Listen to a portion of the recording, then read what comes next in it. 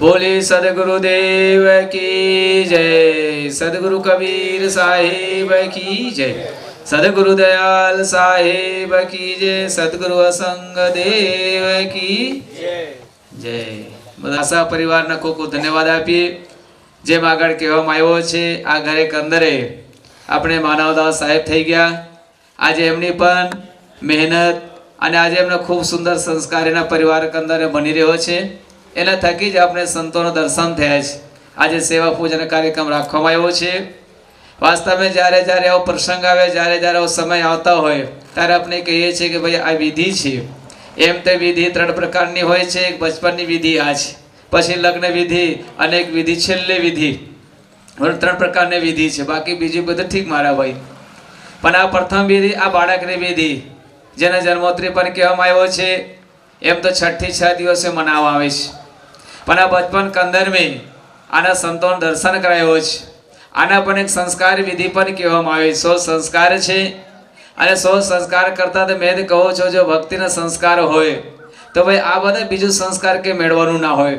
એના માટે જીવન કંદરે બનતી સંસ્કાર હોવું જોઈએ। તો 3 વિધિ, એક તો પ્રથમ વિધિ જે બાળકના તારે વિધિ વિધાન કરવામાં આવ્યો, બીજી વિધિ છે લગ્ન વિધિ, અને ત્રીજી વિધિ જેને કહેવામાં આવ્યો છે જ્યારે આપણે સંસાર છોડીને આપણે અહીંથી વિદાય લેવાનું થાય એને આપણે અંતિમ વિધિ કહેવામાં આવે છે।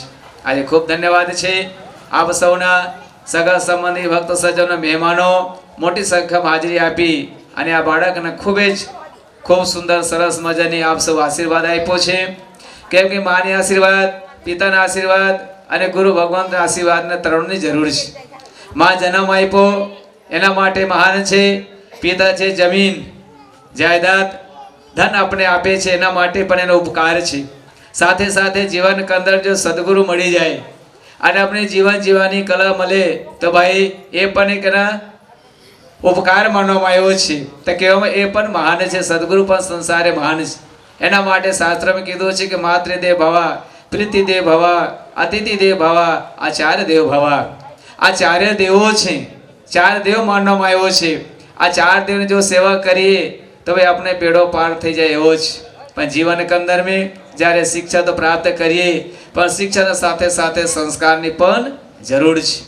આદમી જ્યારે શિક્ષા મેળવી ડબલ ગ્રેજ્યુએટ થાય છે, ઇંગ્લિશ મીડિયમ ભણે છે, દેશ પ્રદેશમાં જઈને લોકો શિક્ષા પ્રાપ્તિ કરી લે છે। પણ ભાઈ યાદ રાખજો, ખાલી શિક્ષા પ્રાપ્ત કરીને ડાક્ટર બની ડિગ્રી મેળવીને તો આપણે કામ ના લાગે, એના સાથે સાથે સંસ્કારની પણ જરૂર છે। સંસ્કાર હોવાથી આપણે જીવન કંદરમાં શાંતિ મળે છે, આપણે જીવન કંદરમાં સુખ મળે છે, જીવન કંદરમાં આપણે કલ્યાણ આપણે થાય છે। એના માટે સંસ્કારની આપણે જરૂર છે। અને સંસાર ક્યાં મળે, સંસ્કાર ક્યાં મળે? માતા પિતા જોડે મળે છે। બીજા નંબરના સત્સંગમાં મળે છે, ત્રીજા નંબરના છે સંત ગુરુ દ્વારા મળે। 3 સ્થળ એવો છે જેના જગ્યા આપણે સંસ્કાર મળે છે। એના માટેથી કહેવામાં આવે કે માં પણ એક ગુરુ કે સમાન છે। કેમ કે એના ઘર 24 ઘંટા આપણે સાથે રહે છે।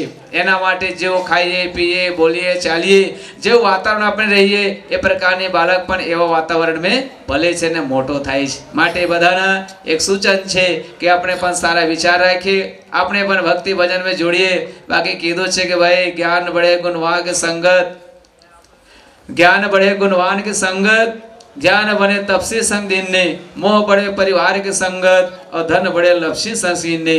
कहेवामां આવ્યો છે કે જ્યારે જ્ઞાન બળે ગુણવાન કે સંગત, આપણા અંદર में જ્ઞાન વધે છે કારણ શું? કોઈ ગુણવાન વ્યક્તિને સાથે ધનવાન નહીં પણ ગુણવાન સદગુણવાન જે હોય છે, જેના અંદર में સદગુણો હોય, સદા વિચારો હોય, એને આપણે સંગ કરીએ તો ચોક્કસ એક દિવસ આપણે જીવન અંદર પણ સદગુણ આવે આવે અને આવે।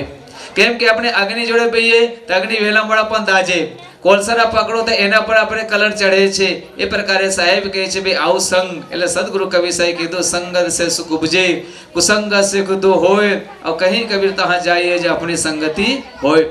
संगत जीवन के अंदर बहु महत्वनी है।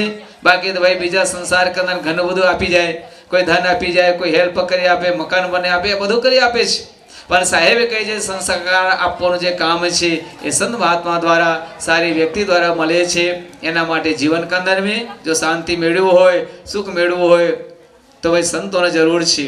સંતોના સહવાસમાં રહીએ, ભક્તિ ભજનમાં આપણે જોડીએ તો જીવન કંદર ચોક્કસ આપણે જીવનમાં શાંતિ મળશે મળશે અને મળશે। એના માટે આવો સત્સંગ અને સુંદર મસ્ત ભજન મેં કીધું છે કે સत्संग के गंगा बहती है गुरुदेव तुम्हारे चरणों में उस तीर्थ का फल मिलता है गुरुदेव तुम्हारे चरणों में। हे गुरुदेव जे जीवन के अंदर जे शांति મળે છે જે ફળ મળે છે એ તમારા ચરણોમાં મળે છે। અને યાદ રાખો જે જીવાત્મા જ્યારે ગુરુ સંતોના શરણમાં ગયા છે એને ચોક્કસ શાંતિ મળી છે, ઉદ્ધાર થયા છે। એના માટે કીધું ને જનની જન તો 3 જન ભક્ત દાતા સૂર और नहीं तरे तो मांझरी मत गवाओ नूर। કેમ કે આખો સૃષ્ટિ કે અંદર में जो न करोड़ अजबोની સંખ્યા છે પણ સાહેબ કહે છે કે હે માં હે જનની અગર તમે જન્મ આપો 3 જણ આપજો ભક્ત દાતા ને સૂર। આજે જગત ઉપર તમે જોજો સૃષ્ટિ ઉપર જોજો તમે ભક્તની યાદી છે જેલા જીવન કે અંદર ભક્તિ કરી ના તેને જોડે ધન હતા સંપત્તિ નતા ગાડી મોટર સાધન વૈભવ નતા પણ ભક્તિ કરી આજે 16 અક્ષર કે અંદર ઇતિહાસમાં નામ છપાયો છે। કેમ કે પ્રેમથી લોકો યાદ કરી ભક્તિ કરી પોતે ભક્તિ કરી છે પોતે સત્માર્ગમાં ચાલ્યો છે અને લાખો લોકો એના થકી લોકો સુધારણ લોકોનું જીવન કલ્યાણ થયા છે। દાતા દાતા કહેવામાં દાની કહેવામાં દાતા દાન દાન કહેવામાં આવે છે જે પણ જગત કા અંદર દાન કર્યો છે। આજે હરિશ્ચંદ્ર રાજંતા में જો કર્ણ રાજંતા में જો શિવદત્તી રાજંતા में જો આ લોકો કેટલી બધી ધન દાન કરી।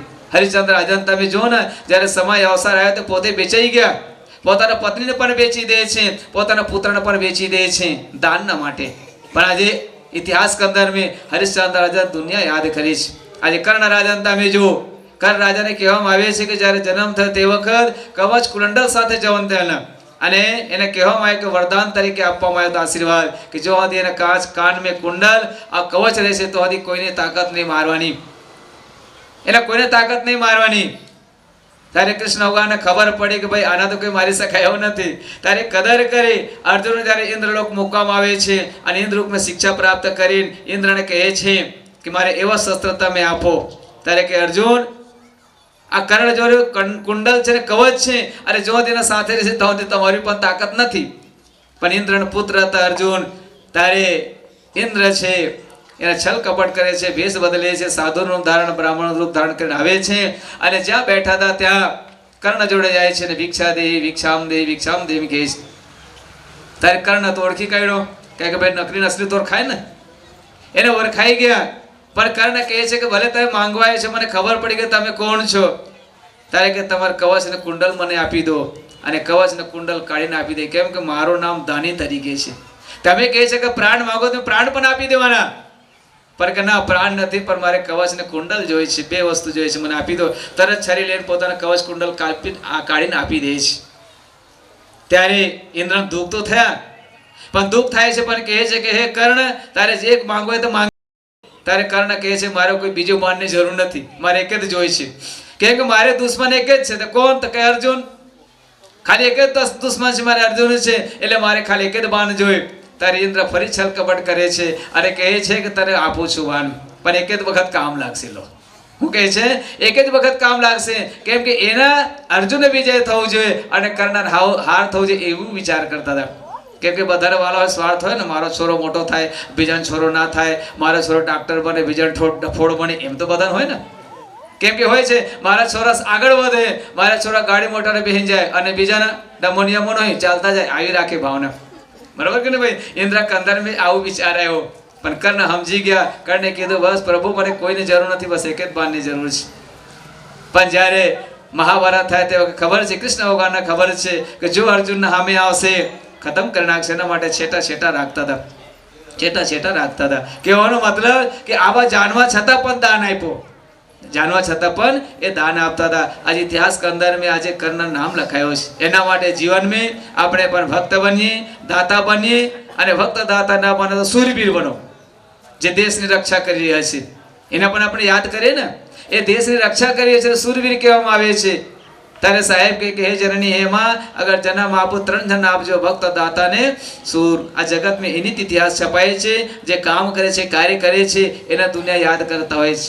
बाकी भाई संसार में पीवा खावा झगड़ा लगड़ा करवा माटे दुनिया संसार में घना बधा कारण है एना कोई दुनिया कोई याद करवा तैयार नहीं। माटे जीवन में सारा व्यक्ति बन गए सज्जन व्यक्ति बनिए अपने पर कल्याण करी बीजा अपने कल्याण करे एवी सदन माटे अपने भावना राखी अपने जीवन कल्याण थवानो छे। हवे टाइम पर विशेष थई गया छे।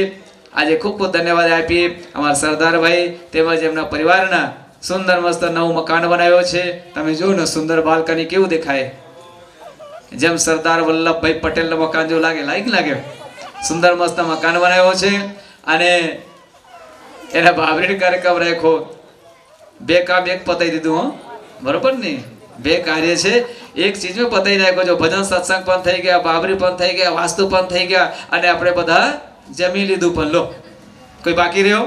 કઈ બાકી રહ્યો નથી. અને આયોજન કરનારના પણ ખૂબ ખૂબ ધન્યવાદ છે, સલાહ આપનારના. અને ખૂબ ધન્યવાદ આપી વિશેષ નક્કીના બાળકના મારે તરફથી ખૂબ આશીર્વાદ છે.